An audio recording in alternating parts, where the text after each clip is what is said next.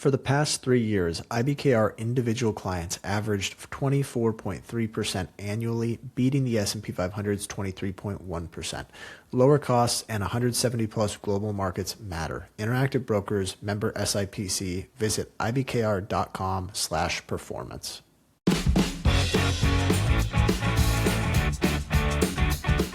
Welcome to Chit Chat Stocks. On this show, hosts Ryan Henderson and Brett Schaefer analyze businesses and riff on the world of investing. As a quick reminder, Chit Chat Stocks is a CCM Media Group podcast. Anything discussed on Chit Chat Stocks by Ryan, Brett, or any other podcast guest is not formal advice or recommendation. Now please enjoy this episode.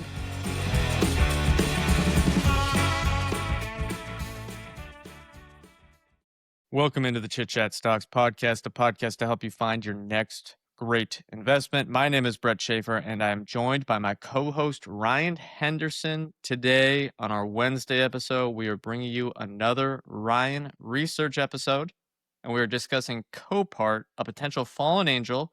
And we wanted to discuss this company because I believe it was on the Power Hour, one of the nice Spotify or YouTube comments we get.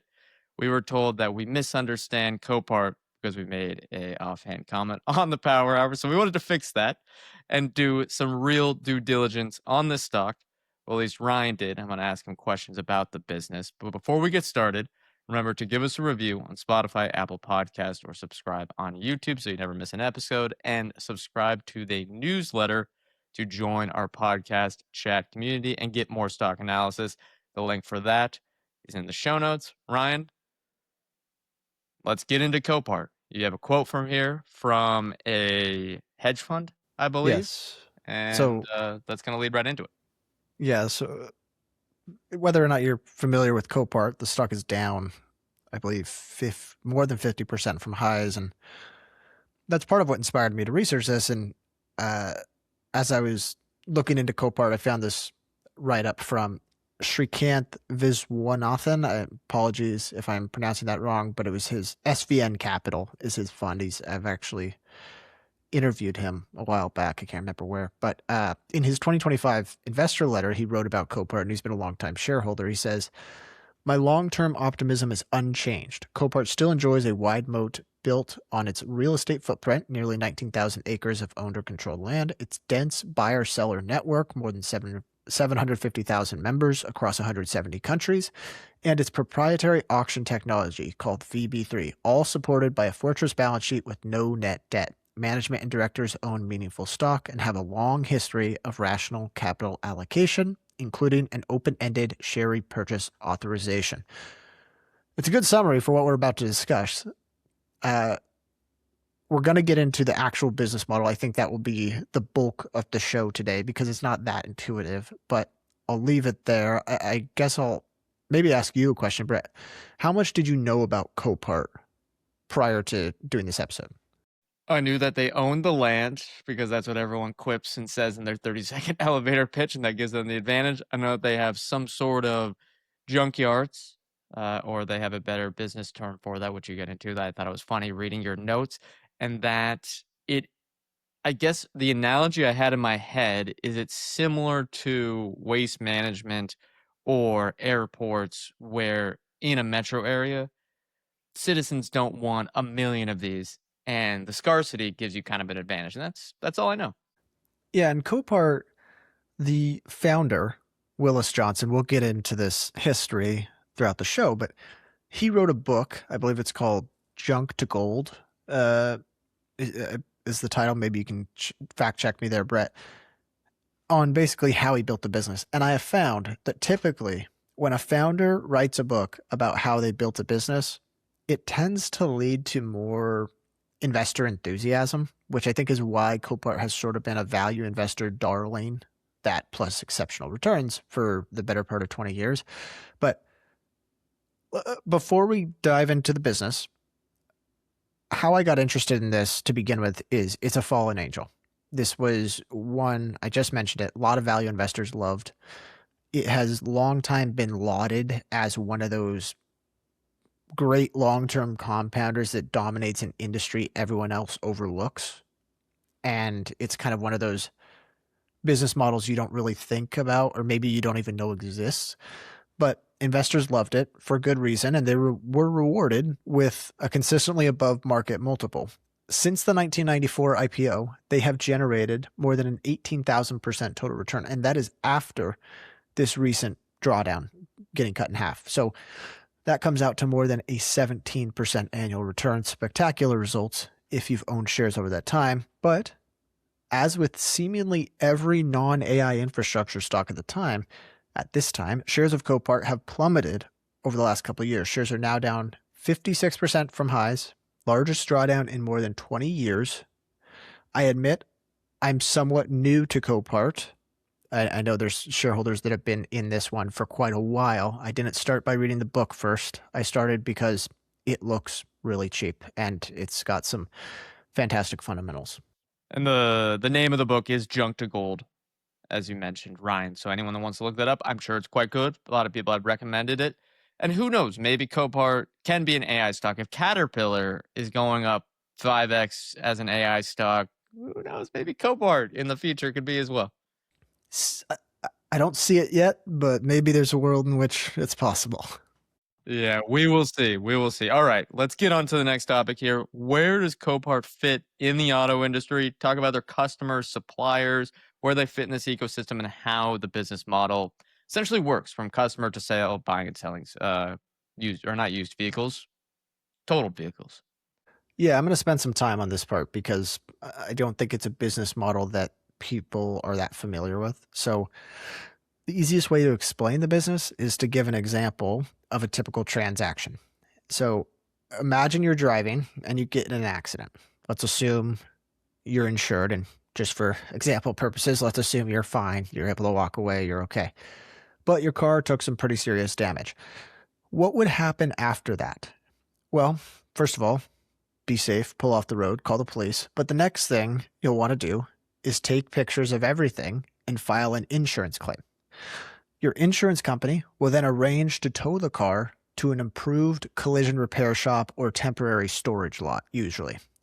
While it's in that shop or storage lot, the insurer will have an adjuster look at the damage and determine the repair costs relative to the value right before the accident. So repair costs versus the pre-accident value of the car. If the repair costs would be too high, usually it's about 70 to 80% of the vehicle value. If it's above that threshold, the insurance company will declare the car totaled or a total loss. That's where Copart comes in. Once the car is declared a total loss, the insurance company will assign the vehicle to a salvage yard. There are pretty much two companies in America that own and operate salvage yards. There are more, but 80% of the market is made up of these two companies. It's IAA, Insurance Auto Auctions, and Copart. The two of them count for 80% of all salvage yards in America. Let's assume, for this example, that they decide to assign the vehicle to a Copart salvage yard, which Copart is the leader here in terms of market share. Copart would then dispatch one of their tow trucks to move the vehicle from that temporary lot to the salvage yard or the junk yard. They use some other terminology for it called, I think, vehicle remarketing services as opposed to salvage yards, which maybe makes it sound a little bit better. But anyways, during this process, so just to rewind here, you got an accident, insurance sends a tow truck takes it to a temporary lot, they determine that it's totaled, Copart goes and picks it up and brings it to their lot. During that process, you, the driver, would get paid out whatever the insurance company deems as your actual cash value minus your collision deductible. And you would then sign the vehicle title over to the insurance company. This is important. The insurance company owns the car at that point. Now, once the car is on Copart's lot, Copart will do a little bit of light cleaning of the vehicle, make it look slightly nicer, and it'll take, I think, like 10 photos of the vehicle. They will then list the vehicle details and the pictures on their website at Copart.com. You can go, you can look it up. I mean, you or me, Brett, could go and buy one of these vehicles if we felt so inclined. Yeah, value, a little value investment there. Yeah. Buy one of these. I don't think that's our expertise. No, I think unless you're a mechanic or a part shop or something like that, it doesn't make much sense to be a buyer, but who knows?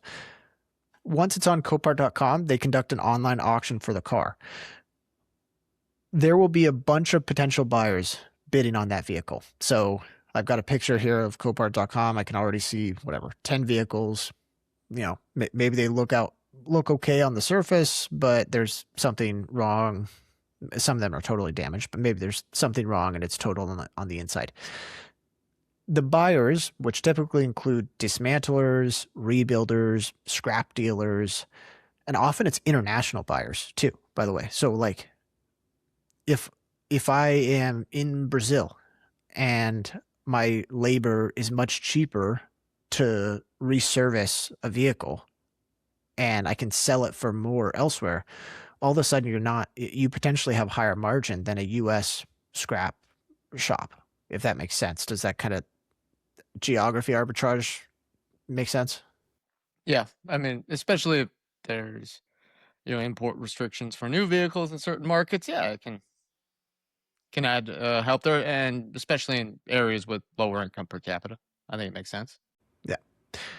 Once someone has, and I guess I should also mention, because there are so many buyers, because Copart is the leading total vehicle auctioneer marketplace, they tend to get the best price.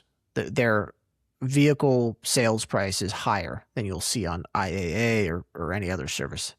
So, and that not only benefits Copart, but it also benefits the insurance companies, because keep in mind, the insurance company still own the vehicle. So once someone's won the auction, the buyer will send a tow truck to the Copart yard and pick it up. Keep in mind, vehicle still belongs to the insurance company. Copart is just the broker. So Copart gets paid primarily in two ways. One, they get paid by the insurance company. Usually this is a fixed fee for picking up the vehicle, cleaning it, listing it. Just,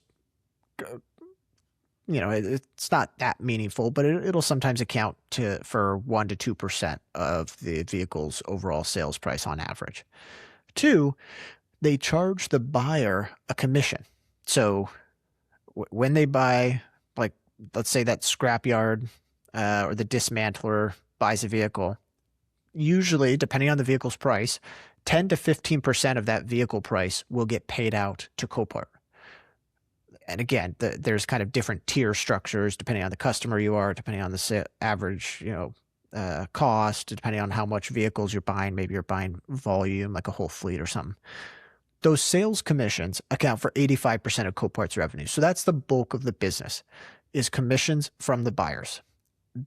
Copart is, for all intents and purposes, a broker between insurance companies and dismantlers, rebuilders, scrapyards.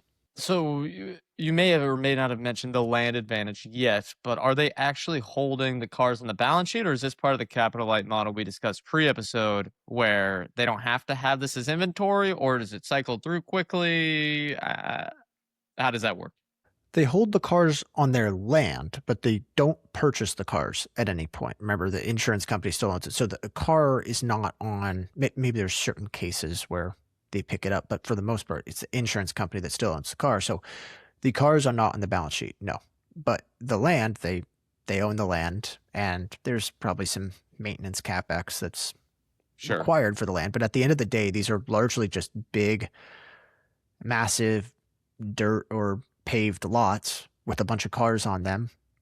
And you can look up pictures online. There's tons of Copart yards. It's usually just massive.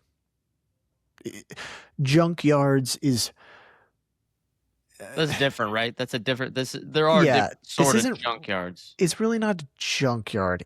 These are, when I think junkyard, I think parts. These are complete vehicles. It's a full lot of vehicles where maybe the engine's busted, maybe something's wrong with the exterior, maybe there's been terrible hail damage and it's going to cost so much that it's just been deemed totaled.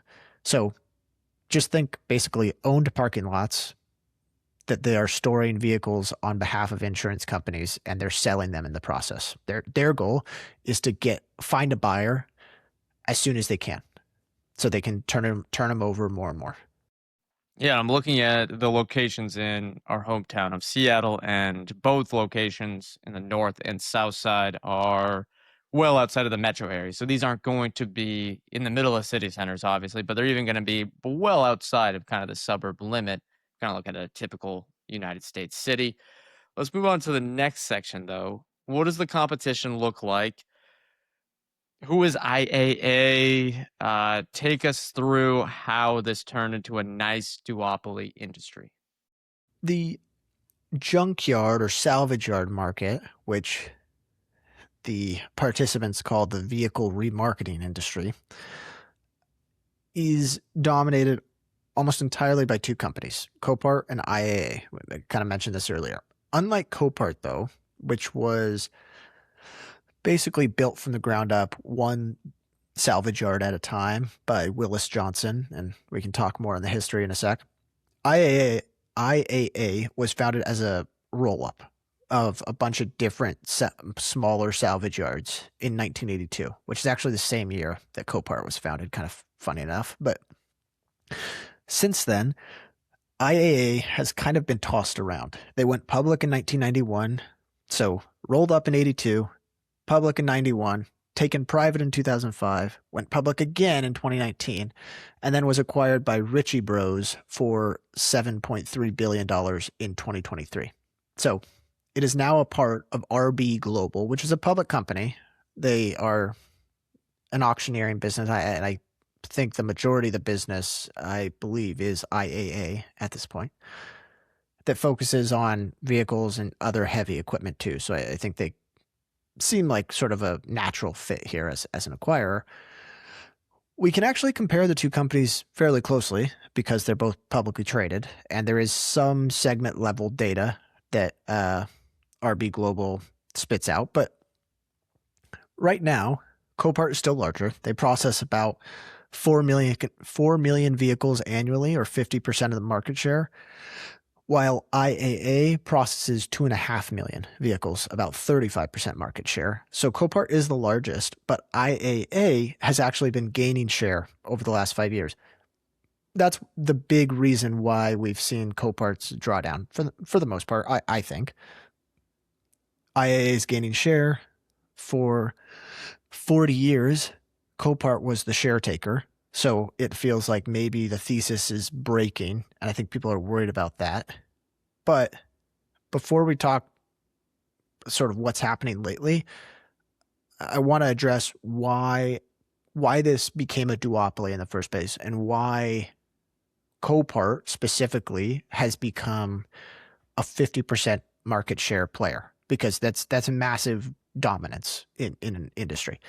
There's a few big competitive advantages. One, owned real estate. So this, anytime you read or hear about Copart, people are going to bring this up. Copart owns about 90% of its real estate footprint instead of leasing the land.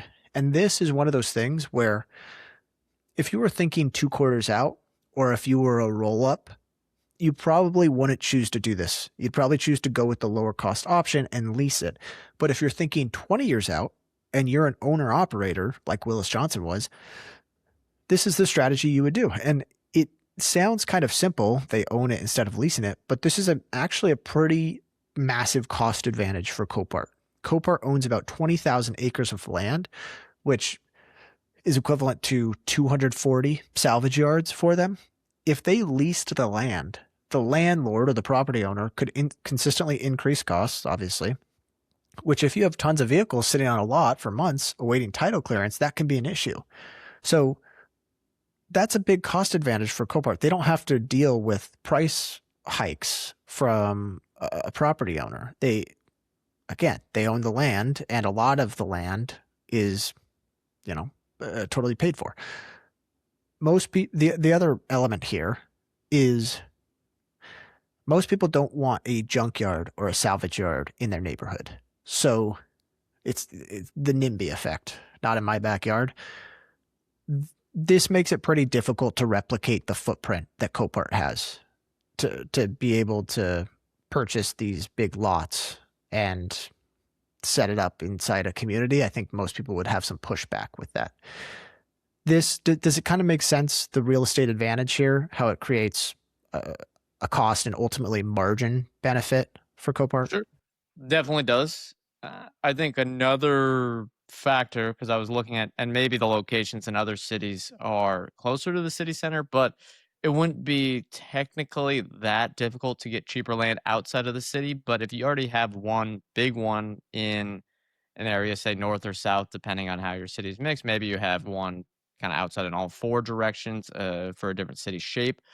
But if you have one, you don't necessarily need two. And maybe if you have that and IAA competing with each other, it would be hard. Again, that's where the airport analogy comes in, where you have the scale of the relationships. You're not going to just put another airport next to the existing airport. That makes zero sense to me. Uh, yeah, I think that along with the real estate advantage can give them maybe better margin. Have they talked about how they have a cost advantage because of this, or does IAA run the same type of strategy? No, Maybe you don't know. IAA leases their land for Okay. the bulk of their land. Maybe there's certain yards that they own, but think about the problem that presents for IAA. Like you're charging the insurance companies or the buyers 15%, and you're like, think of that as your ceiling, your revenue, and your floor is what you're paying in rent or leasing for. You're going to have to keep increasing prices to sustain margins, which in theory, Copart, if they charged less, would aggregate more volume.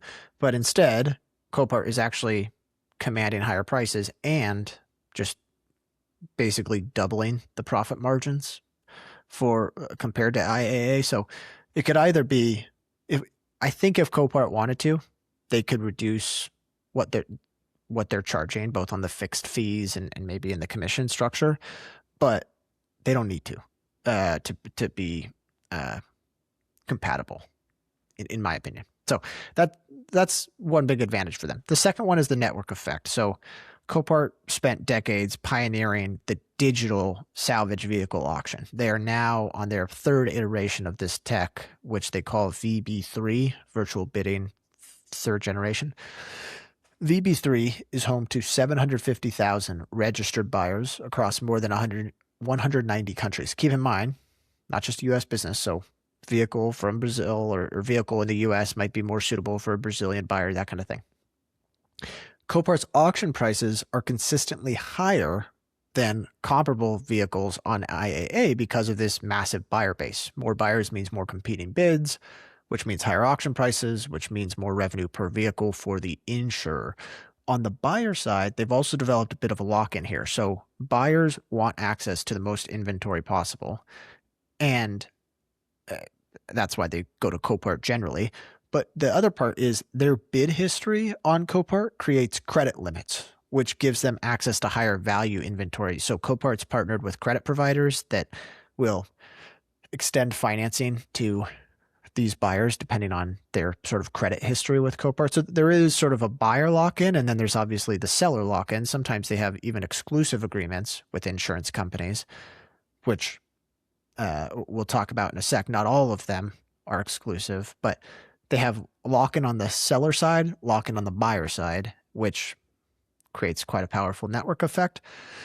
And then the other part, and this is one that I think gets swept under the radar, this is the actual like sort of workflow lock-in. So Copart was the first operator to really professionalize the salvage auction process. They invested heavily in technology when a lot of auctions were still being done in person. This created a bigger advantage than people maybe even they thought would be possible. So Copart's API is really deeply embedded with a lot of the US auto insurers. I've got this quote. There's a great write-up from, I believe it was called Markman Capital Insights. Here's the quote. It says, "The largest US auto insurers have built their internal total loss workflows around Copart's API. When a vehicle is declared a total loss inside an insurer's claim system, That decision triggers a workflow that pulls Copart's VIN decoded valuation, schedules a Copart tow, books a yard slot, and submits documentation through a Copart hosted portal. Migrating that workflow to a competitor is not a procurement decision. It is an enterprise IT project that takes 18 to 36 months and disrupts hundreds of thousands of monthly claims while the new pipeline gets tested. Think about the adjuster, right? Like think about the smaller auto insurer, maybe not the giants that have the personnel that they can develop this IT project. But if you've built the system up and you've been doing it for 20 years, where anytime you've got an insured driver that has a totaled vehicle, you press that Copart valuation API and it triggers the entire flow from there. And they pick up the vehicle, they get the best price, they send the money along to you. It's really kind of a pain in the butt to disrupt that. Now, if you look at revenue for Copart versus RB Global, it's sort of flat. Over the last 2 years, they've both grown at sort of a similar rate. RB Global has grown a little bit faster, but the real market share taking that they've had is in units. So more vehicles are being processed. A higher share of vehicles are being processed at IAA compared to Copart. Now, sorry, maybe phrase that wrong. IAA is taking share in terms of vehicles processed. Why? I think is the logical question. And from what I can tell, it's all pretty much due to one auto insurer. So for a little bit of background, the auto insurance company in the United States is dominated by only a few providers: State Farm, Progressive, Geico, and Allstate. Those four account for almost 2/3 of automotive premiums in the United States. State Farm and Progressive are the two largest by far. From what I can tell and from industry reporting, almost all the market share losses that Copart has had over the last 4 or 5 years has come from Progressive trying to reduce its dependency on Copart. They're in the middle of rolling out this multi-carrier strategy, which basically means Progressive is just offloading some vehicle volume from Copart to IAA. The reporting is that IAA has offered some big pricing concessions here, and it makes sense from Progressive's point of view, if you're the biggest insurer, to not have that bottleneck, I guess, of just relying solely on Copart as a supplier. So that is where I believe pretty much all the market share losses have come from, is Progressive shifting volume. You research your investments, you analyze markets, you manage risk, but did you research your broker? For the past 3 years, IBKR individual clients averaged an annual return of 24.3% compared to 23.1% on the S&P 500. IBKR's lower trading costs, competitive rates, efficient execution, and access to more than 170 global markets helped investors keep more of what they earn and put more capital to work. Over time, the broker you choose matters. Interactive Brokers, member SIPC. If you care about performance, find out why the best informed investors choose Interactive Brokers at ibkr.com/performance. It makes sense when they have some sort of scale as well. They want to play the two companies off of each other. It's like the Joker and the Dark Knight. They're going to have tryouts for everyone, little competition. Not surprising that they're doing this. I think maybe if you're a Copart investor, you probably want good competition within the insurance space. It seems like there is, but Progressive has been a massive winner in the last few years, and you probably don't want them to become, not necessarily they're going to be winners take all, but like a huge market share owner where they kind of just keep stealing share from Geico and what have you. You would hope that there's still more, 5 to 10 large competitors in the United States, where Copart really has the two big players. Yeah, and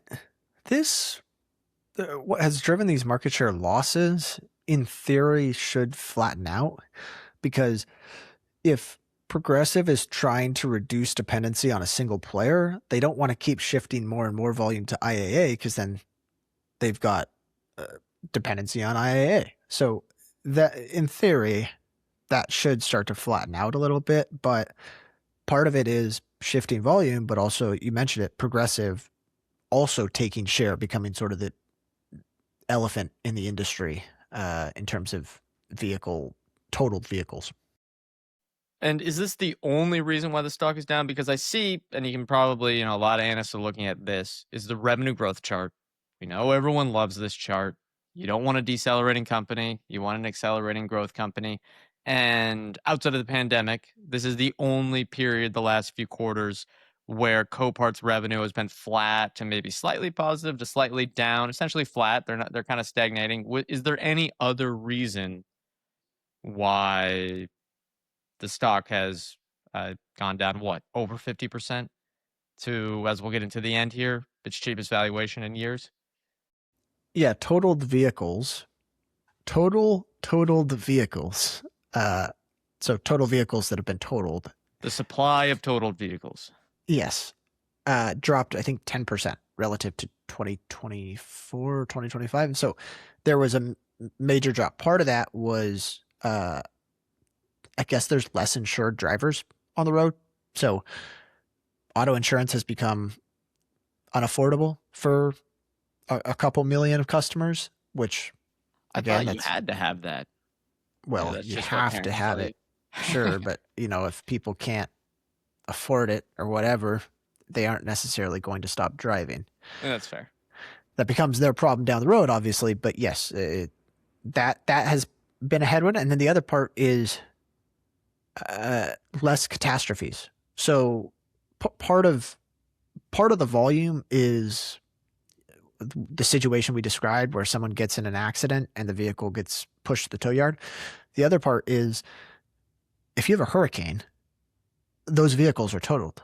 If you have a massive storm, those vehicles could potentially be totaled. That could be even a fleet of vehicles from a dealership or something, for example. So that drives a lot of volume for them as well. And there were less catastrophe or natural disaster driven vehicles funneled into Copart's yard. So kind of a double effect there, market share losses plus industry contraction. But on the natural disaster front, I'd argue that's temporary. I mean, there's going to be some lumpiness there naturally. Okay, one more question before we talk about the CEO change up. The international revenue, I'm seeing 836 million versus 4.6 billion in total revenue. So small part of the business, but it's growing at, this might be a tough comp or easy comp coming out of the pandemic, 17% annually since October 2020 to April 2026 on a trailing 12-month basis. Do you know what the strategy is here, where their locations are outside of the United States? Because again, if there is that fear of decreased supply in the US and the two companies here kind of have that duopoly share, there's maybe not that much growth to be had from a unit basis. Maybe they can expand around the globe. Yeah, they are adding more yards, not just in the US, internationally. I think they operate yards in 11 countries. Looking here, US, Canada, UK, Germany, Ireland, Spain, Brazil, Finland, UAE, Oman, and Bahrain, according to their website. The other part is there's a lot of international buyers. I think this is probably a tailwind for their business. Again, that same network effect holds true in other countries, right? So it's not like they have to restart from scratch, like you would say with, like if Planet Fitness decided to expand into Spain, they have to build their brand up from scratch. Copart doesn't necessarily have to do that because they have a global buyer base to begin with. So they enter those markets with a massive advantage. My guess is that will continue to be a benefit for them. And I don't know what the auto insurance industries look like abroad, but my guess is they're probably not quite as consolidated as the US. Maybe not as much dependency on Progressive or a single player as the US has. You could see, probably less maybe free market policies too, I'd assume. But you never know. Each country's different. But it's a small part of the business that I think, even though the United States car market is massive, the international market as a whole is definitely much larger maybe it could be similar to what AutoZone is doing by expanding to Mexico and Brazil. That could be a nice tailwind to boost revenue growth over the next decade. But let's talk about the management shakeup. You never like to see this if you've been a holder of the stock and it's in like a 50, 60, 70% drawdown, but it could be a nice indicator if you have it on the watch list that a new manager, or as Ryan's going to talk about, an old manager stepping back in. What happened with the CEO here and the executive suite? Take us through the story and your thoughts on that. Yeah, just to give some numbers on the international size, it's about 20% of revenue for Copart over the last 12 months between the fees and then the commissions. But yeah, on the CEO side, just to back things up, Willis Johnson founded Copart in 1982. If you end up wanting to learn more about the company after this episode, I recommend looking into Willis Johnson. He's a pretty interesting guy. Very sort of classic entrepreneurial story. He served, I think, in Vietnam, came back. Just his dad ran a junkyard. He worked there. He thought that they could be far more efficient, and he proved it. It reminds me a lot of the O'Reilly Automotive story. But yeah, again, recommend reading his book, Junk to Gold. But anyways, Willis Johnson ran the company from 1982 to 2010. 2010, he stepped down. Still a very important part of the company. I think he's in his 70s now. He's the chairman of the board, owns 6% of the outstanding stock. But no longer the CEO. He handed the reins over to Jay Adair. Adair had been at the company for more than 20 years. He started as an entry-level operations manager at the age of 19. He served as CEO from 2010 to 2022. And over that time, over his entire time at the company, he's amassed nearly a 3% stake in the business. So a lot of insider ownership here between Adair and Willis Johnson. They own almost 10% of the company. So that's very powerful for them. His time, Jay Adair's time as CEO, was by pretty much all measures a success. The only knock you could potentially have is that by the end, they started to see their market share declines from Progressive, but that also might have been inevitable. So I'm not sure you can really knock him for that. Where it gets a little more interesting is that in 2022, they started trying to transition away from Adair, or trying to phase him out. And they made Adair and Jeff Lau, sorry if I'm mispronouncing it, co-CEOs from 2022 to 2024 so that they could sort of pass the torch. In 2024, that's always tough. Co-CEOs, unless you're someone that seems to have this immensely strong culture like Netflix, it never works, even temporarily. It's so, yeah. I mean, there's It's just hard. A lot of bad incentives. It's always hard to know what's going on behind closed doors because, it's possible that all the CEOs like each other here, or all the executives like each other, and that, something happened in his personal life, whatever. I guess just to keep going here, Lau, sorry, I can't really say this last name, took over as CEO officially on his own in 2024. He had joined as CFO in 2016, so he'd been there for a little while. Everything looked good, and there wouldn't even have been much worth discussing here if it weren't for the news that came through last week. Last week, the company announced that Jeff Liaw, again, sorry, I keep mispronouncing it, will be stepping down, and Jay Adair would become CEO again. They tried in the press release to make this sound as amicable as possible, even explicitly stating that there was no disagreement between Jeff and the board, and that Jeff would be staying on as a special advisor to Adair. He's also getting, I think, $650,000 in a severance package. But, so again, it's possible that Jeff just didn't want to be CEO anymore. Stock dropped 50%. Maybe he didn't like the criticism or the responsibility that came with it. But at the end of the day, it's a pretty bad look. The CEO, after ceding market share for 4 or 5 years, stepping away, and the old CEO stepping back in, it gives me the Disney ick.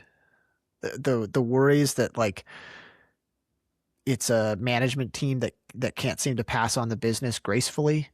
But again, part of this is all alleviated with the fact that there's great alignment here.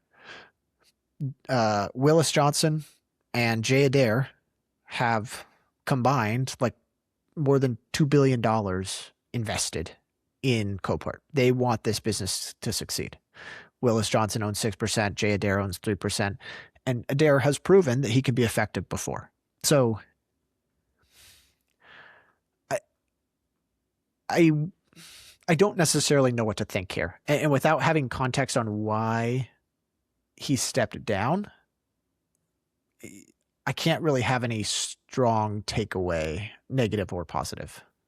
Maybe it's losing the market share here. Maybe they soured the relationship with Progressive, but it can't be bad that he's returning. It could potentially be positive, but as we'll get into here, the problems might just be something that gets through to the other side of a short-term cycle.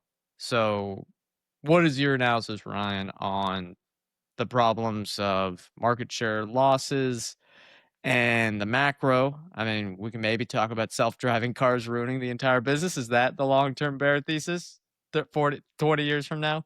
Oh, probably people would have said 20 years back in 2016 as well.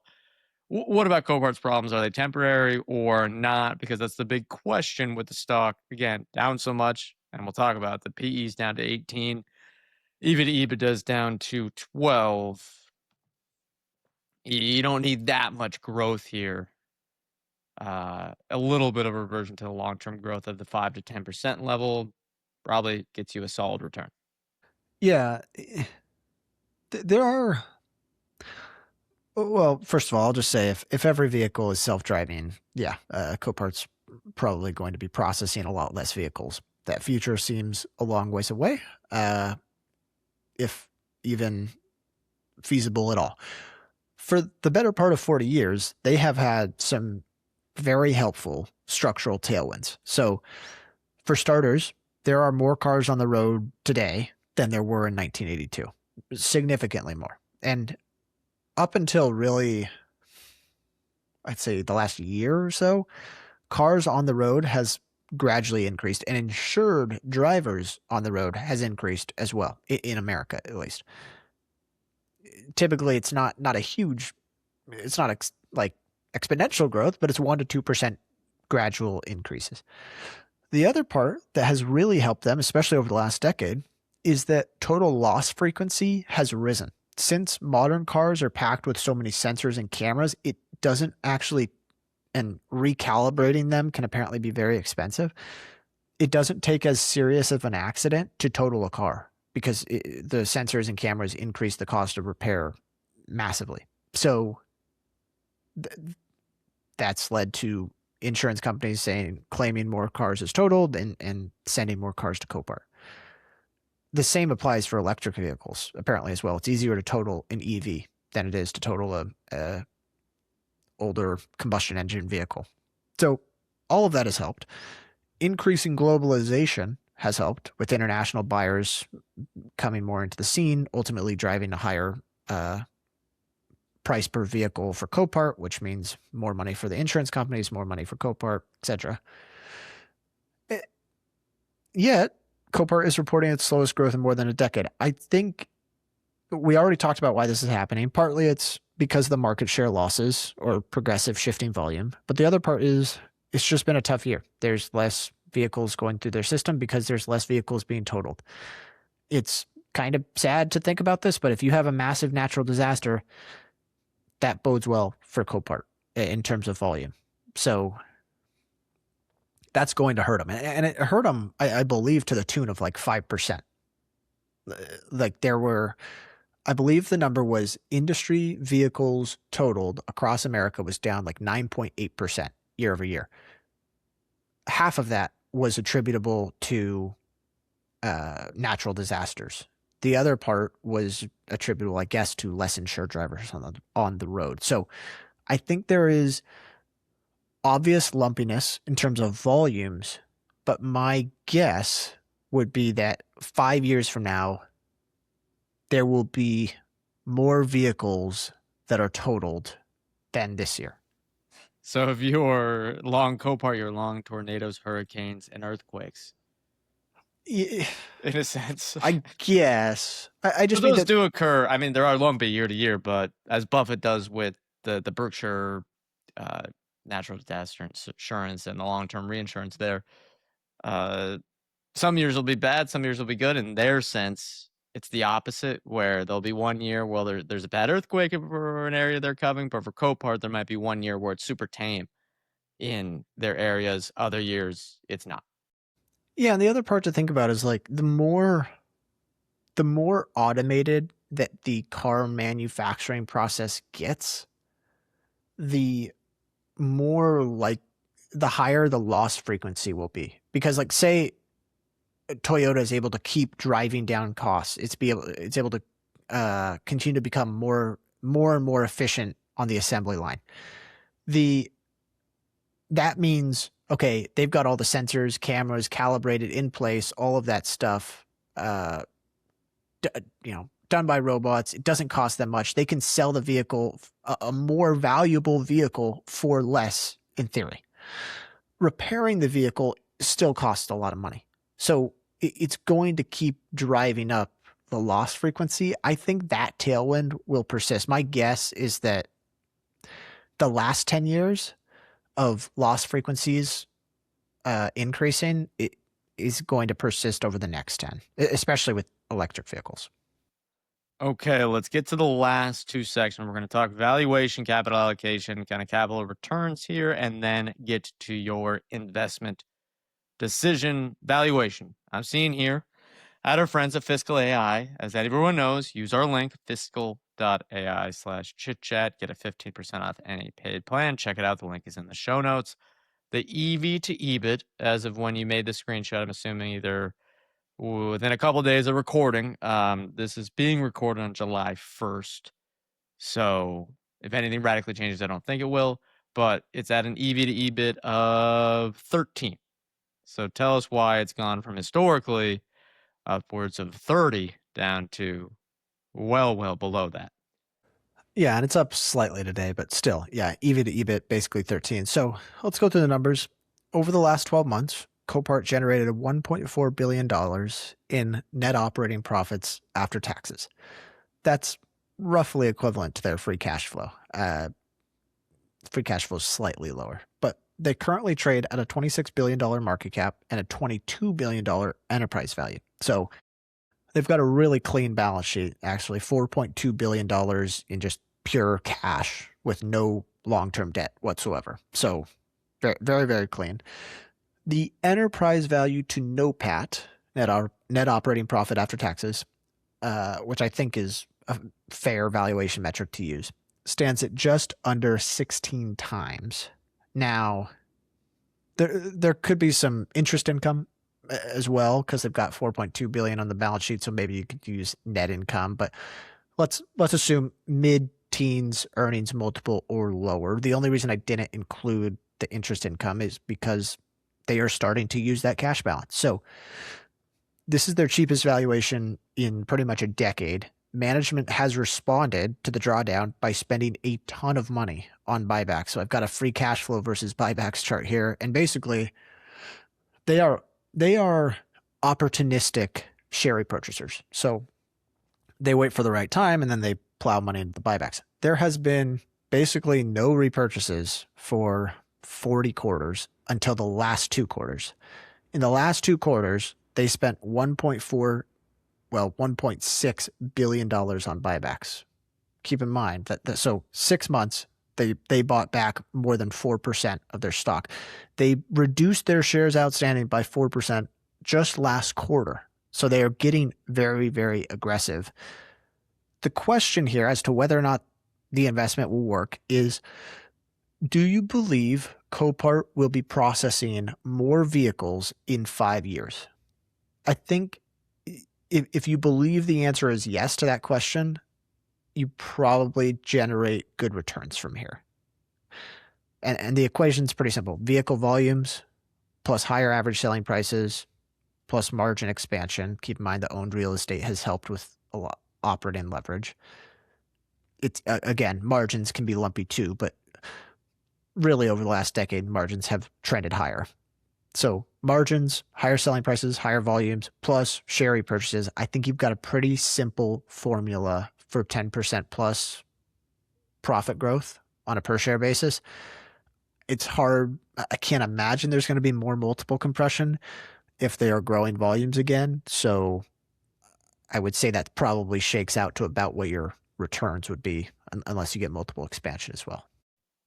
Yeah, they stagnate. You can maybe see some multiple compression, but it seems like we're pricing in famous last words. A lot of compression there and we're stagnation already on that volume, given where the EV to EBIT is. And if you look at that chart, again, the Fiscal.ai chart that we have here in the show notes, the free cash flow, again, fairly steady. If you look at a trailing 12-month basis, quarterly, it's a little lumpy, versus the buyback.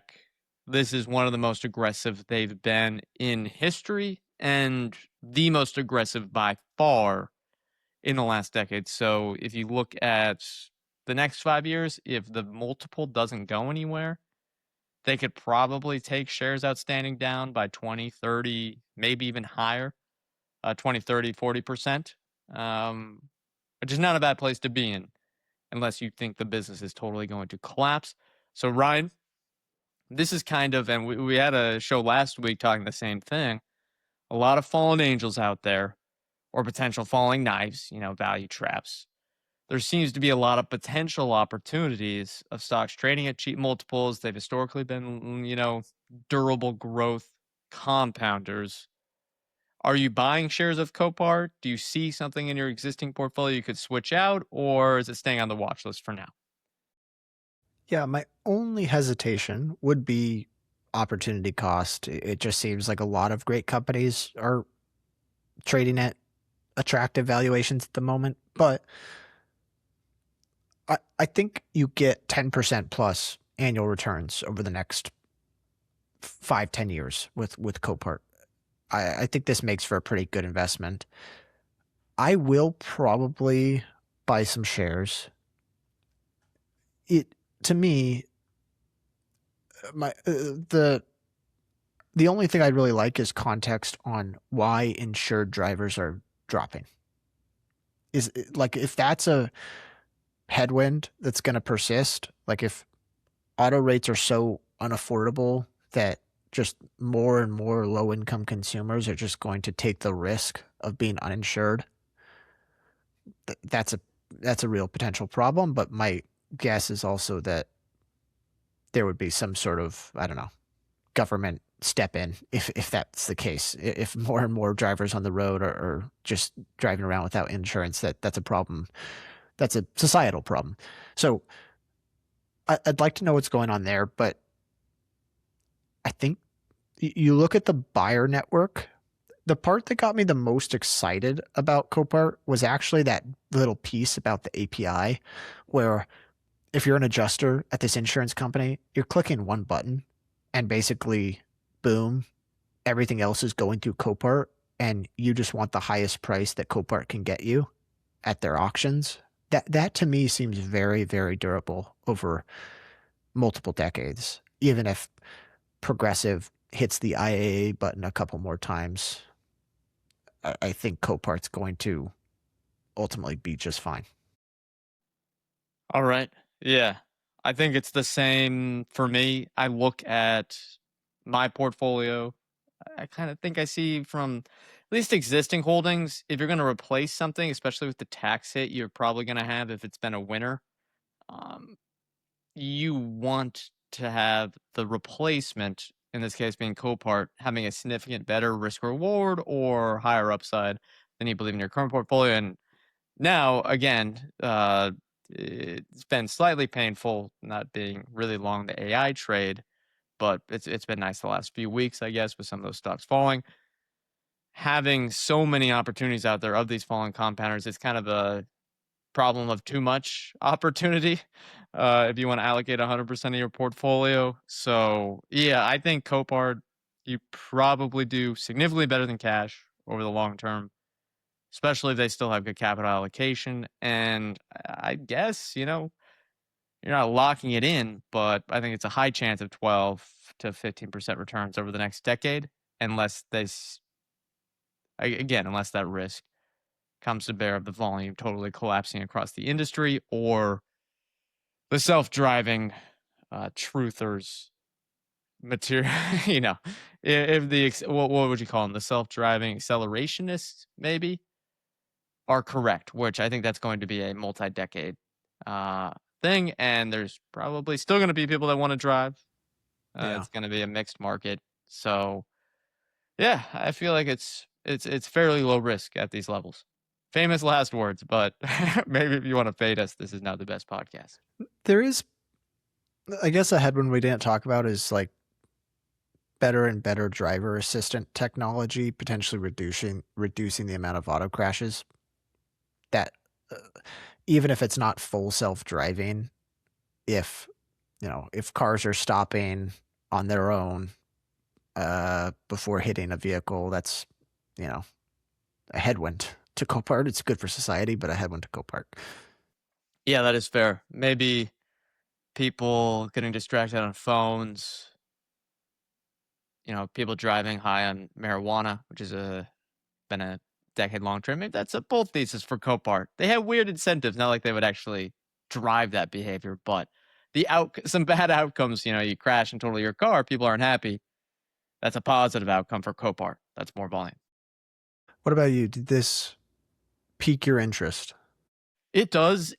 If I got to a point, which unfortunately I'm not, where a lot of my existing portfolio turned into massive winners, and I was like, a lot of the valuations here don't look too attractive, I could definitely switch this in for an existing holding. But like a lot of the companies I've been looking at the last few months, I don't see too many new ideas that are more promising than my existing portfolio. So it's on the watch list for sure. I've been following it. I'm glad we got to learn more about this stock because I feel more confident in kind of where they sit within the industry. I guess for the listener that said we didn't know anything, hopefully we know a little bit more now. They're not just junkyards, and that was incorrect to say that by any means. But I like it. Feels like, rock solid investment. This is one maybe I'd own if I was much older, kind of looking for some stability in retirement or old age. Let me pose it to you this way. Copart at basically 15 times earnings, or Wix today? Wix at 5? Well, I guess true earnings might be 10. That's tough because, full disclosure, I don't own Wix right now. You do not? No. Tax loss harvest. Yeah. Interesting. It's been an interesting year for me and Wix, but I mean, I look at for full disclosure, for anyone that I guess doesn't subscribe to the newsletter, the one I kind of look at now is IBKR. They're trading at like a PE of 35, but I think they have a massive growth opportunity ahead. Would I replace them with Copart? I think that's a pretty even match if we're kind of deciding what's the better risk reward here. But I look at IBKR's growth trajectory and I think it's massive. So you got to match that up. And to replace an existing holding that's been a nice winner, you really need another just something that seems clearly a better opportunity. And again, Copart versus cash, I'm taking that 100% of the time at this valuation. But Copart versus the existing opportunities, my current holdings, I like the current holdings. All right. I think that's going to do it. Do you want to sign us off here? I can do that. All right. Thank you, everyone, for listening. As a disclosure, as a reminder, we are not financial advisors. Anything we say on the show is not formal advice or recommendation. Ryan, I, or any podcast guests may hold securities discussed in this podcast, may have held them in the past, and may buy, sell, or hold them in the future. Thank you, everyone, for tuning in. Thank you to our sponsors, Interactive Brokers and Fiscal.ai. And we'll see everyone next time.